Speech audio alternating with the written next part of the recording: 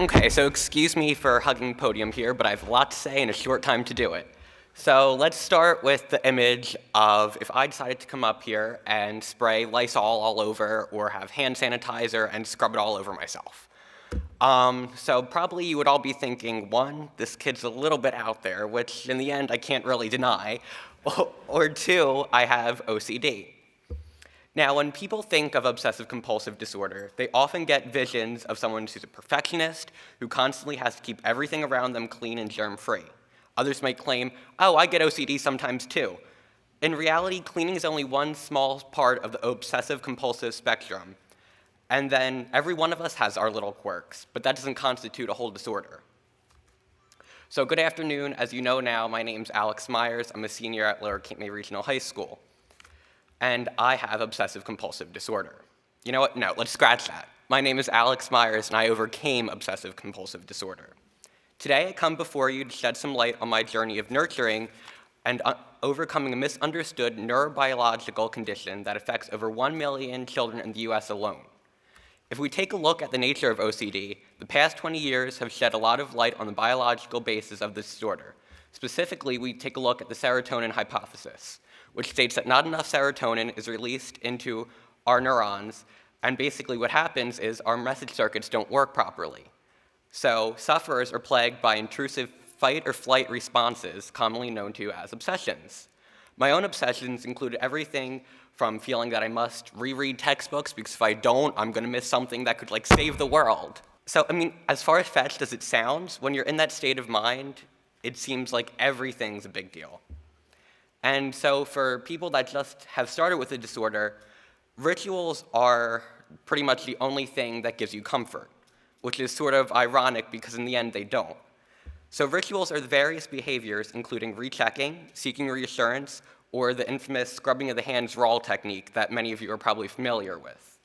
The broken concept behind rituals is that they reduce anxiety spurred on by obsessions, even if you're not quite sure how the two are even related. So for me, the nature of my OCD was to use the ritual of avoidance, or fleeing in fight or flight response. Typical face-to-face therapy worked for a while, but after facing a time when I was so paralyzed with fear that I could no longer even leave my house or go to school, I realized that I needed stitches and not a Band-Aid to help me. So that's when I took action and found the means of nurturing and defeat my OCD once and for all. That's when I came across Dr. Lorena Case and exposure therapy. This was probably one of the hardest experiences of my life, but within 3 months of starting treatment, I was able to go back to school and resume an almost normal life. Now, mind you, her office is up in Pennsylvania, so God bless my parents for taking me there. Those car rides were definitely interesting, especially when I started driving. You can ask them about that. So, what exactly is the miracle nurturing at hand in exposure therapy? Though it sounds counteractive, exposure therapy actually makes you face your biggest fears. So in the case of OCD, it's to ignore the rituals and eliminate the obsessions. So Dr. Case and I worked together to set up a hierarchy of different fears I had about not performing the rituals. And then we started beginning to conquer them from the hardest to the most difficult, because they all were hard.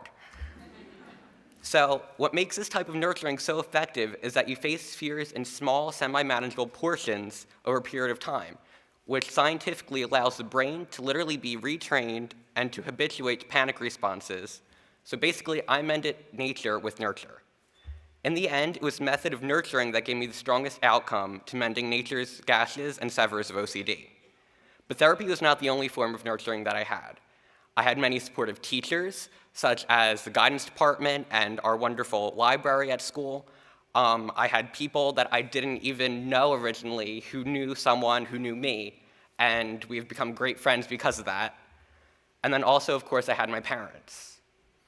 And out of coming with all of this experience, I've learned that the human power and resilience is so much more than I ever expected.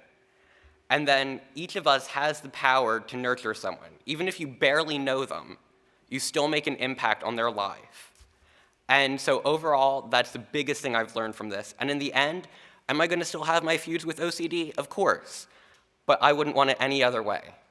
Thank you.